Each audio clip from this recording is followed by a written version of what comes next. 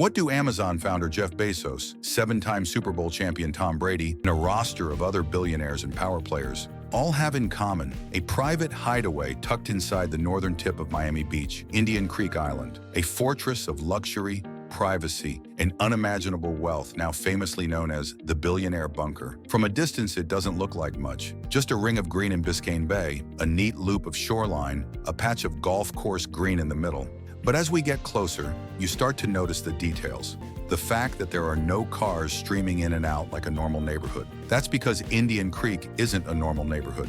It's a tiny, ultra-secure village of about 80 residents, where just 41 massive homes wrap around a private golf course, protected by their own police force and constant surveillance. On this island, the neighbors aren't teachers, doctors, and lawyers. They're billionaires, world-famous athletes, tech founders, supermodels, political power players, and old money dynasties from around the globe. To understand how this island turned into one of the most exclusive addresses on Earth, we need to rewind a century, back to the early 1900s, when Miami was still a young, ambitious city trying to figure out what it wanted to be. Back then, developers had a favorite trick: dredge up sand from Biscayne Bay to deepen the channels for ships, then dump that sand in shallow water to create new land. Indian Creek began its life like that, not as a grand master plan for a billionaire refuge, but as a practical side effect of digging out the bay. Over time, that pile of dredged sand was shaped and sculpted into an island. By the 1920s, as Miami's high society started dreaming up winter playgrounds, the island's potential came into focus. A private country club was built in 1929, with a Mediterranean-style clubhouse that looked like it had been flown in from the Italian Riviera. Arched windows, terracotta roof tiles, a grand entrance framed by palms. A golf course was laid out in the middle of the island, fairways rolling gently through the center like a lush green spine, while the shoreline was reserved for large waterfront homes. Even then, the idea was clear. This wouldn't be a busy town or a dense subdivision. It would be a retreat, a hideaway for people who already had a home somewhere else, but wanted something special by the water. In 1939, the handful of residents who had bought into this vision did something unusual. They went to the state and asked to form their own tiny municipality, the village of Indian Creek. At the time, the population was so small you could practically fit everyone around one dining table, yet they were granted their own government, their own zoning rules, and eventually their own dedicated police force. Think about that. While most neighborhoods have to rely on city services and local politics, Indian Creek's residents put themselves in the position to decide what happened on their island, who could build what, how things would be enforced, how strictly the island would control its boundaries. They weren't just buying homes, they were buying a degree of control and autonomy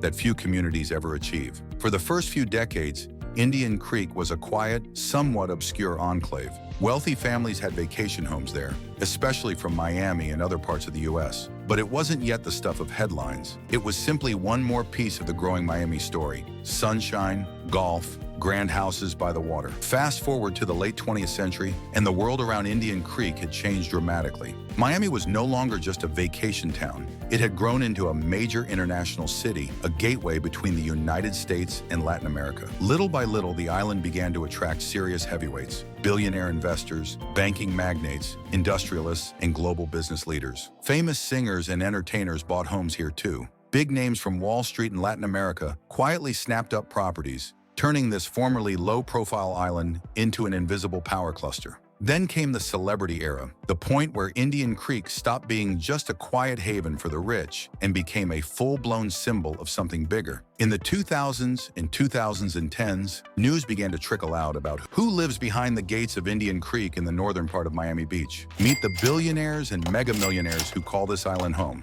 Jeff Bezos, founder of Amazon, space pioneer, and owner of the 417-foot super yacht Koru, is worth around $230 to $250 billion. And Indian Creek Island has become his new playground. Bezos has purchased not one, not two, but multiple properties on the island, forming a mega compound rumored to exceed $200 million. Imagine combining 3 waterfront mansions to create the ultimate billionaire fortress. That's exactly what he's doing. Lauren Sanchez, his wife, brings the Hollywood firepower, former news anchor, Emmy winner, and helicopter pilot who owns an aerial film production company. This isn't a home, it's a strategic base for America's most ambitious power couple, Tom Brady. The NFL's 7-time Super Bowl champion with a net worth around $300 million, built a massive waterfront mansion on Indian Creek. From TB12 fitness brands to a major sports broadcasting deal, Brady's second career is shaping up fast. Why Indian Creek? Privacy for his kids, sunshine, and a secure community close to Miami's sports and business world. Ivanka Trump and Jared Kushner, net worth approximately $60 million, and Jared Kushner, now widely considered a billionaire, own both a fixer-upper mansion and a vacant lot on the island. Jared expanded into major investment deals through affinity partners, while Ivanka focuses on philanthropy and private ventures. Carl Icahn, the legendary corporate raider, is worth between $4 to $5 billion. Known for shaking up companies from Apple to Herbalife, he has long kept a home on Indian Creek among other top-tier moguls. For a man used to hostile takeovers, having a literal island fortress is fitting. David Guetta DJ and producer David Guetta, with a net worth around $200 million, bought a new 12-bedroom modern home with 118 feet of bay frontage. He also sold part of his music catalog for roughly $100 million. Why Indian Creek? Peace, privacy, and space to create music, while still being minutes from Miami nightlife. Julio Iglesias. Music legend Julio Iglesias, worth around $600 million, has been investing in Indian Creek since the 1970s. He once owned several adjacent waterfront lots, later listing them as a group for $150 million. Mediterranean-style privacy and unmatched waterfront serenity for a global superstar. Robert and Michelle Diener, co-founder of Hotels.com and Getaroom. Robert Diener built his wealth in online travel. He also serves on the Indian Creek Village Council, helping govern the island itself. A resort-like lifestyle with unmatched security and privacy. Why Indian Creek? Perfect distance from Wall Street with easy access to Miami's exploding investment world. Don Shula family. The late Dolphins coach, Don Shula, owned an Indian Creek home, reflecting decades of Miami sports royalty. His estate was valued between $30 to $60 million, built from coaching, endorsements, and restaurants. Jaime Galinsky, Bacal Colombian banking billionaire worth $10 to $11 billion, owns prime Indian Creek estates. He built his empire through banking turnarounds and massive developments like Panama Pacifico. Why Indian Creek? Privacy plus proximity to Miami's international financial network. Rakesh Gangwal, co-founder of Indigo Airlines and former chairman at major U.S. carriers. Gangwal is worth $6 to $8 billion. He purchased an Indian Creek mansion long before the island became the global headline it is today. Why Indian Creek?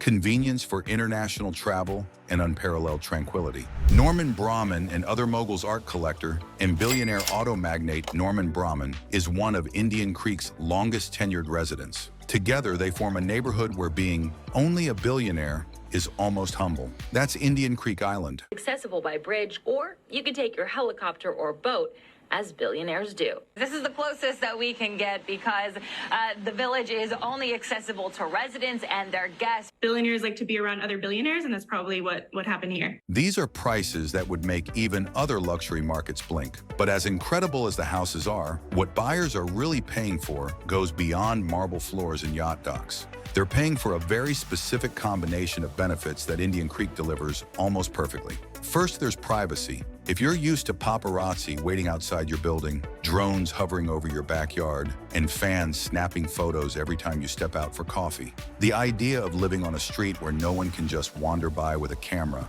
is incredibly appealing. On Indian Creek, there are no tourists, no tour buses, no random joggers cutting through your neighborhood. The only people on the island are residents, invited guests, and staff whose presence is carefully logged and monitored. Second, there's security. The island's tiny government has built a system where public safety is ultra-focused. Bridge checkpoints, marine patrols, and constant awareness of who should and shouldn't be there create a level of controlled access that most neighborhoods simply can't match. Third, there's location. For all its isolation, Indian Creek is not in the middle of nowhere. Within a short drive or boat ride, residents can be at some of the most high-end shopping and dining in the United States, especially in nearby Bal Harbor and Miami Beach. Private airports, business districts, nightlife, and entertainment are all close. Residents can step into the full energy of Miami when they want it, then retreat back across that bridge into their quiet, guarded bubble when they don't.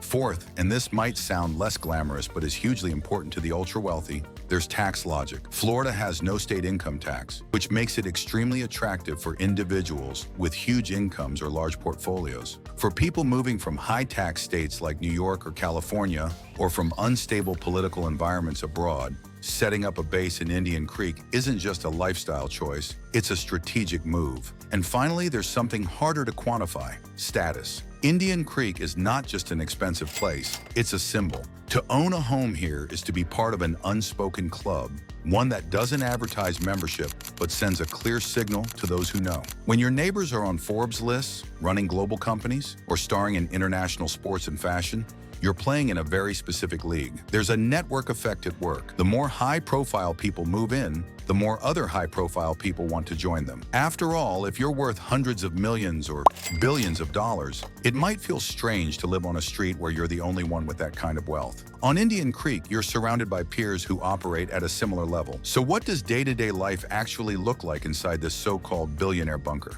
We can't follow anyone around with a camera, and that's exactly how the residents like it. But we can imagine the rhythms. Early in the morning, the sun comes up over Miami Beach, casting a pink glow across the bay. Somewhere on that ring road, a few residents might be heading out to play a quiet round of golf. No noisy crowds, no packed tee sheet, just a handful of members and an impeccably kept course. Inside the homes, everyday life may look surprisingly normal in some ways. Kids do homework, parents take calls on laptops, people watch TV, scroll their phones, and wander into the kitchen for a snack. The difference is in the scale and the silence. There's no traffic noise, no sirens, no bar around the corner spilling sound into the night. The splash of a pool, the distant sound of a boat passing by. At night, the island glows softly, pools lit up in blue and turquoise, lights from the houses reflecting on the water. Social gatherings happen behind gates and hedges, dinner parties, celebrations, maybe the occasional multi-million-dollar deal discussed over drinks on a waterfront terrace. Indian Creek has become an easy image to latch onto, a literal island of billionaires with its own guards and gates, floating off the coast of a city where many people struggle with housing costs, wages, and everyday challenges. To critics, it's the embodiment of separation between the ultra-rich and everyone else. To residents, it's simply a rational response to the realities of their lives: constant attention, security concerns, and the desire to give their families a peaceful place to exist. Both perspectives can be true at the same time.